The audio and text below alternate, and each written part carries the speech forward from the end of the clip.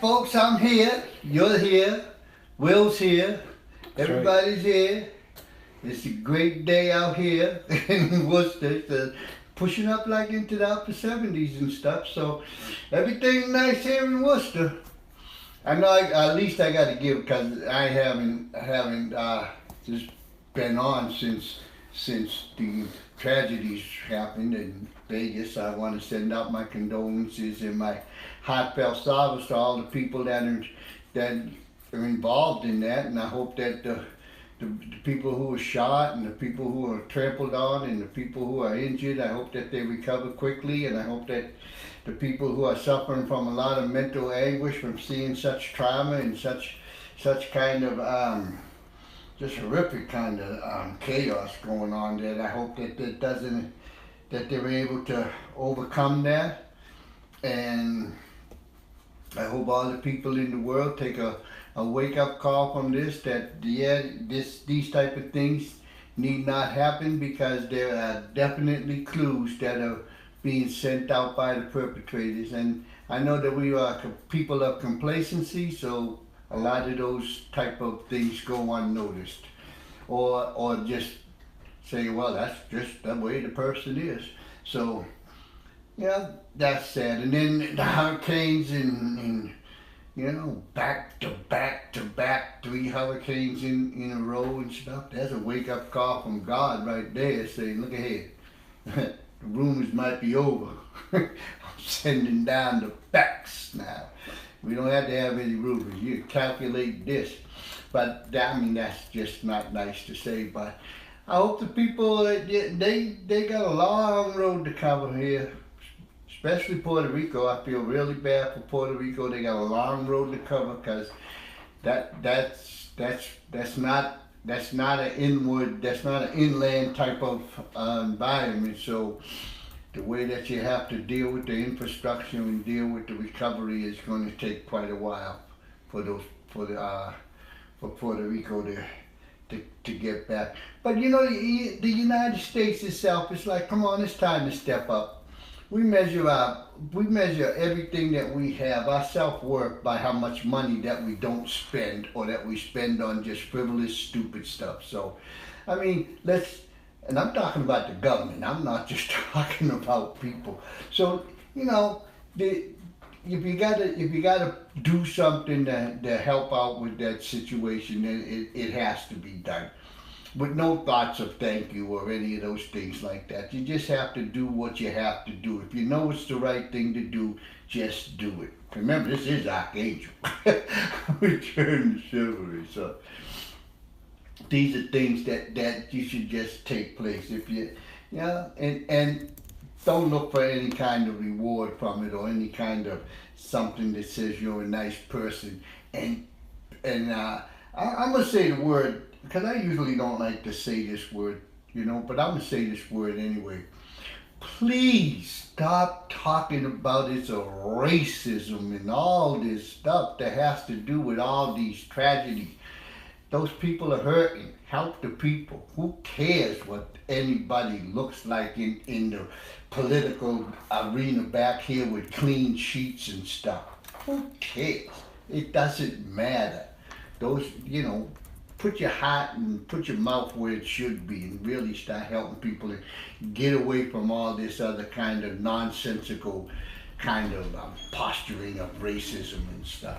We got plenty of racism to go around. If you want some, you can find some, but you don't have to seek it out in that arena. That's not a very nice thing.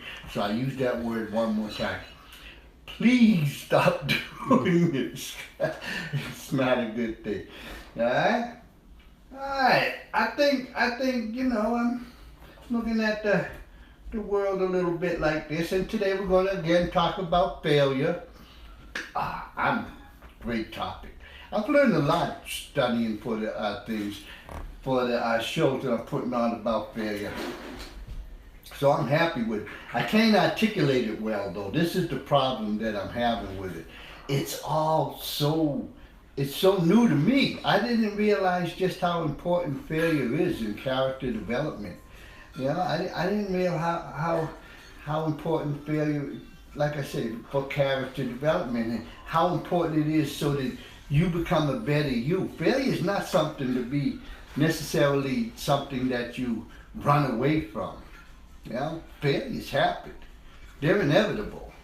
But it's how you approach failures, and there's different failures that come into light, and it's how you approach these things and learn from them, or how you approach these things and hide from them. All these things come together to develop you.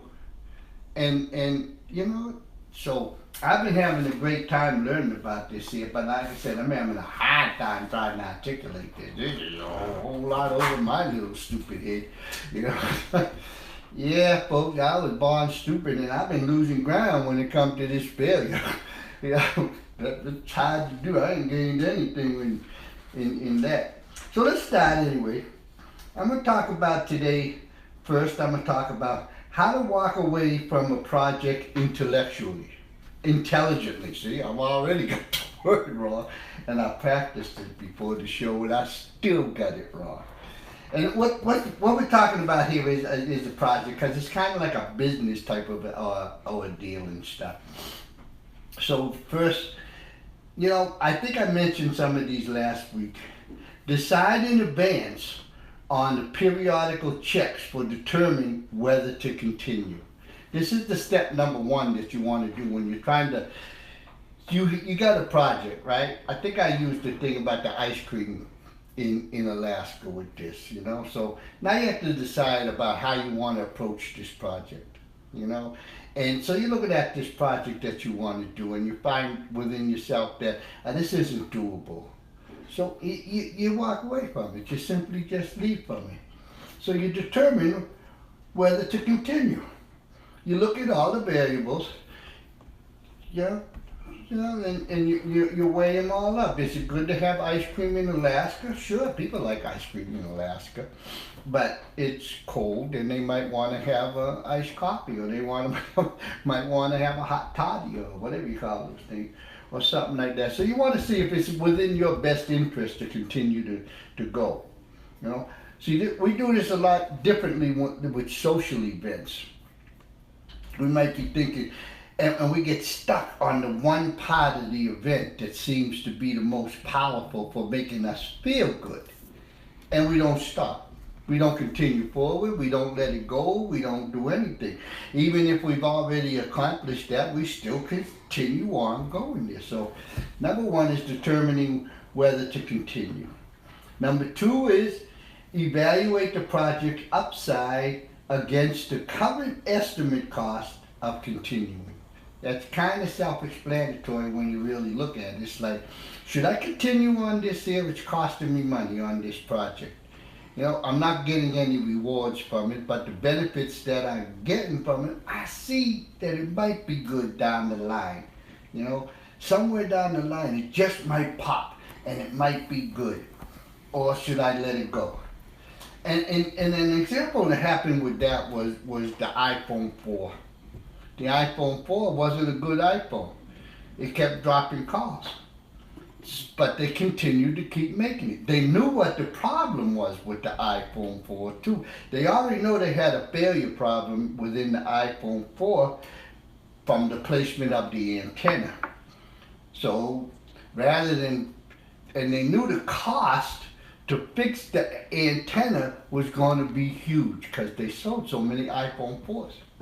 So now they had to take them all back if they wanted to do that and redo the whole model of it so that the antenna wasn't placed so that you would cup it in your hand and then you'd drop the call. But they didn't do that. They didn't put the word out. And when the word got out, they shifted blame over to the customer. Well, you're holding it wrong. I didn't go to holding iPhone 4 school, so I had fault for holding it wrong. But that's what they did. See, so they didn't evaluate. They evaluated their problem, and they found out the estimated cost was going to be too much if they continued and went on and fixed it. So they tried not to fix it. And I think Steve Jobs actually got fired for that, or reprimanded or something like that from Apple. But that was his demise right there. So let's see the next one. Compare the project with other candidate projects that need resources. If this one looks less attractive than they do, it may be time to stop. So if you're comparing your project, you're opening up your store, you got a project I ain't even going to start, I'm going to go social on this. You're engaged in a civil project on bringing jobs into the community and stuff, right? So you're looking at how we're going to bring jobs into the community, where we're going to put the jobs, how we're going to make these jobs so that everybody benefits from these jobs. You're looking at land to buy and stuff. You're looking at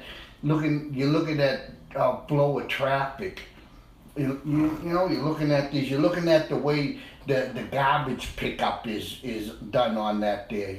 You're looking at a whole lot of things that you never really looked at before. So now you want to keep looking at those until you really get yourself a big giant list of these things, evaluating these things on the cost for all this to see if it's beneficial to put the project here, or to put the project here, or to put the project there, or to stop the project altogether because it won't work, So that's number 3. Remember, these are all about failures and stuff, because if you don't do any of these things and you just go on your emotional high, the project fails. You didn't do any homework. You didn't look at anything that was going to be making the project not be successful. And that's the whole trick about project development.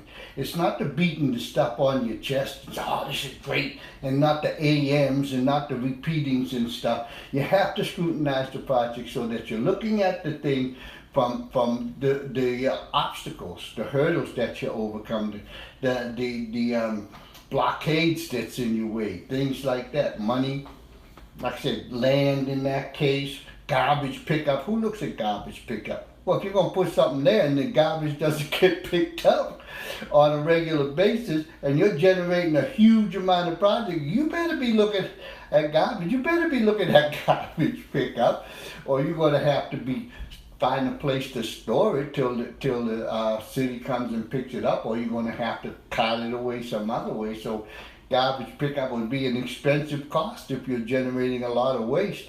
So, these things that you have to look at.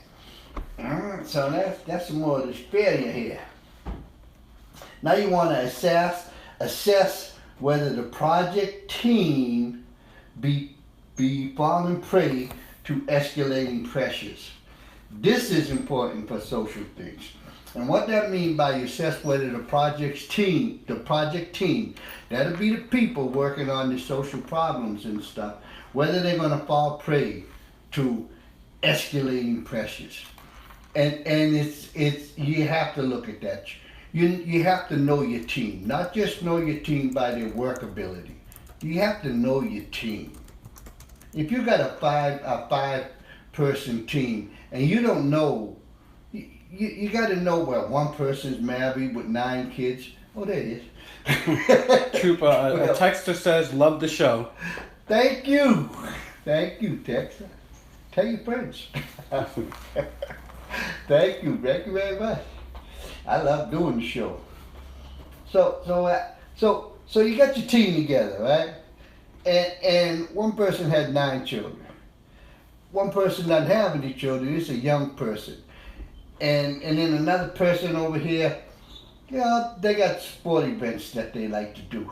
And then you got to look at the team before you even make assessment whether the pressures are going to be too much. By the name just is floating right there and I can't grab it.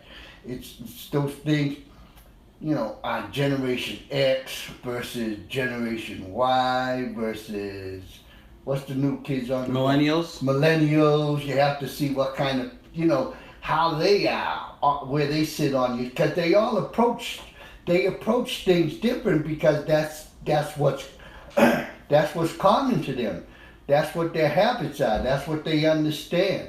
A Generation X, I believe that's my generation, doesn't really think like a generation millennial, or however you say it. They're way more computer savvy than the Generation X type of person. I mean, they even talk with those little mojabs, or what do you call them? Emojis? Emojis. Emojis. They talk in emojis. I can't even say the word.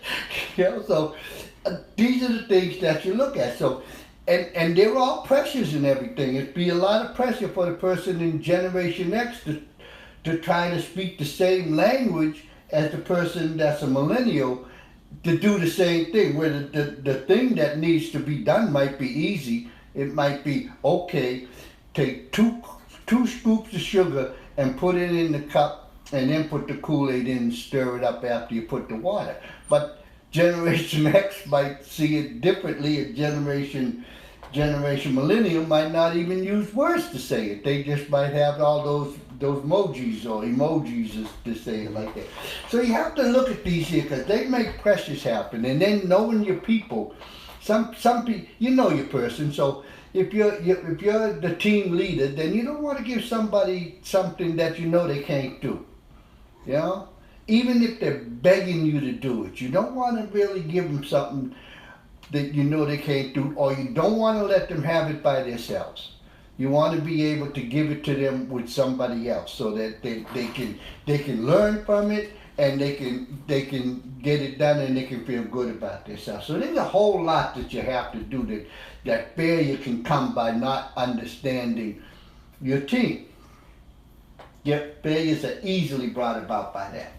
So let's move on so I don't get stuck, because the last part is what I really want to get to. And I write too much, folks. Okay, I'll go faster. If the decision is made to stop, right? Now you made your decision. All these ones here prior to this was about making decisions. You made that decision. Now you made your decision. You're going to stop. The project's not going to go forward because whatever reasons you came up with, and that's what number 6 is all about. If the decision is made to stop the project, spell out the reasons clearly. You know? So, say you wanted to stop the project because the land wasn't good for location to put the project in. Where you wanted to put this new business that you had emotionally hyped up, that was going to bring in 150 million jobs. You know, I mean, you could actually see this developing right now too with Amazon. Amazon's going through a locational type of investigating thing to see where they're going to put their new Amazon store. Right? They're looking heavily at Georgia. I think they looked at Worcester and they found out Worcester wasn't really conducive to them. They wouldn't generate enough flow for them to be able to do what they wanted to do. So they're looking at Georgia. And Georgia's in line to have, I don't know, thousands of jobs come into Georgia to feed and everything. So they're really pumping to try to get that and everything. So, but Worcester, it wasn't a thing. So they had to stop. So this is where you spell out the reasons why they had to stop. This is what you do. That's on a big level. So if you're doing it on a little level, say you're doing it on a social level, you wanted to bring a program into Worcester to end racism within the schools, which is kind of big. But you're bringing in this program, but you don't. Your team not on your team isn't on the same page as the development of society.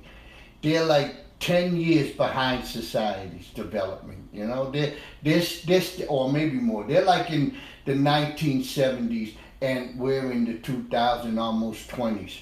You know, so they're still attacking this from a historical point of view, where your project was to try to attack this from a more innovative, creative type of approach to bring this forward and everything. But you found out it wasn't working. So, for whatever reason, so you had to stop. This is where you spell it out clearly to your team, because you don't want your team to feel as though they didn't do their job. They did their job 100%. What it was just that the job that they was doing 100% wasn't the job that was needed for that particular location in that particular time. It wasn't that they didn't put the energies in. It wasn't that they didn't have the knowledge behind it. It wasn't that whatever they wanted was going to be successful for them. It was out of time. it wasn't in lockstep with what it needed to be. So make sure you spell out clearly. That way you don't lose your team. Your team's still there, and maybe down the line you can approach a new project from a different angle, and your team might have grown from that or might not. They might, who knows? All right, let's see what else we got before we do something. Think through how capabilities and assets develop during the course of the projects and might be recouped, right? You want to think through how you're going to make your money. That's basically what all that really means. Is you got to think through how am I going to turn this thing into a success?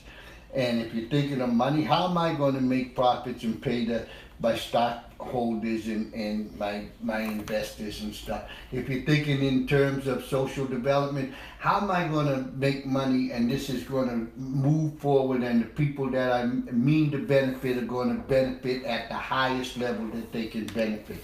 So you want to make sure that you look at those things very, very carefully so that they don't get away from you.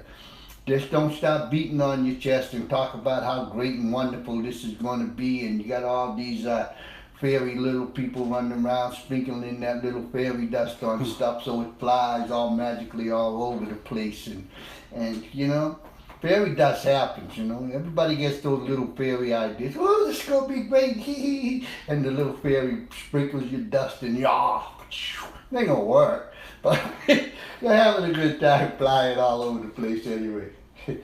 So don't listen to the fairies, folks, because they'll take you high. Okay. Did I just do that one? Identify all who will be affected by the project being terminated. Draw up a plan to address disappointments or damages that might suffer. That's important. That's one thing we don't look at when we're doing a lot of social engagements out there. We don't look at the people that's going to be affected negatively by the project. We look at the people the way the project's going to be successful towards everybody else. We do that. It's called gentrification. It's happening right now underneath your feet as we speak in Worcester. We look at the development of Worcester, and we see that down the line, Worcester's going to be a mainstream city. It's got great location. It's got everything by the seaport. So you don't bring in stuff, but it got transportation. It's situated close to Boston, Springfield, Hartford. You can get over to New York City in a couple of hours and stuff. It's really got a great location for stuff. It's got an airport. It's got a railroad system. It's got interstate highways that go all over the place. It's got room to put in big developments and conference halls and big type of industries like that can come in. So Worcester's gentrification looks good. But, hit the but, but the project, it hurts the little person. Mm-hmm. The common man who lives there. He can't afford to live in the city. He can't afford. He might be able to work in the city, but he can't eat there for lunch. He has to bring his own lunch. He can't afford the high speed, high end development that's going to come from this development. So you have to look at that type of stuff, and you have to identify those things, because some people get really hurt by some projects that really weren't looked at deeply enough to see is this a real good project for everybody, or is this just a real good project for some people and it looks pretty. So you have to really be looking at things like that when you're making your project, so that you don't fall into that trap. Alright, and then this is a tough one. Use a symbolic event, a wake, a play, a memorial to give people closure. Kind of obvious with the weight and stuff like that. If you stop your program and stuff like that in your project because you had to do this, throw a party for the people who helped you. You know, just don't kick them to the curb, folks. Have a dinner for them or something. It's like, hey, thank you. I appreciate all the hard work and the energy that you put into this. You know, at this time, this wasn't good. Drinks on the house. Yeah, or something like that. So they can have closure like that. Because you would have given the information back up here. You spelled out clearly why the project failed and stuff. You would have looked at the people that was really getting hurt from the project. You would have done all these steps and everything. Now give them something. You know, give them something that they can have some closure on. And I don't think a wink is good, because you know, who wants to go killing one of their team members just to make everybody else feel good? You know, no, that's it might happen. I don't know. All right. Make sure that the people involved get a new, equally interesting opportunity. Right? Reward those people even though the project didn't go forward. You know your people now because you done did it back here. You know, you understand, you assess your people, your team people. And you know some people put in a lot more energy than somebody else. Reward those people. You're not going to just, oh, that project failed. Well, that's what some people like to do now when they're just doing social problems. Oh, that didn't work, so I'm not going to do anything else. I'm not getting involved with this. You know? But you just keep on. There's more projects coming down the road. And now that you know your people and you know their capabilities, you know their strong points, you know their weak points, you know their likes, you know their kids, you know, and in that you reward them with interesting opportunities. It's like, yeah, you'd be great at heading up this program. You know, you can handle that? Yeah. You know, this is what you do. You use that talent that they have to head up the next program. And in a social kind of an environment like that, say you know, the program on ending racism within the school didn't work. You know, it didn't work. It was just, there was too much money involved in it. We weren't able to bring in the right curriculum. You know, you didn't have enough stories. You were out of date and time for this here. But then, you know, you have somebody who did all the great work in that regard. But here comes another thing over here. You know, diversity and innovation and in jobs and stuff like that. And it's like, hey, you know, you really look deeply into this with the schools.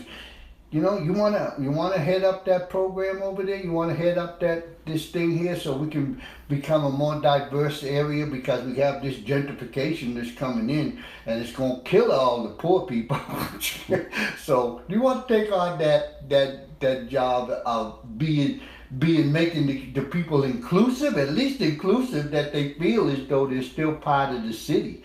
You know, or do you want to not? You know, you don't have somebody who's just bitter about it. Yeah, this is always like this, and this ain't going to be working. You know, they're on your team too, and their energies is used in the way their energy can be used. But you would ask somebody who shows a lot of inner kind of thought and deep thinking and deep researching and deep on that kind of diversity and inclusion.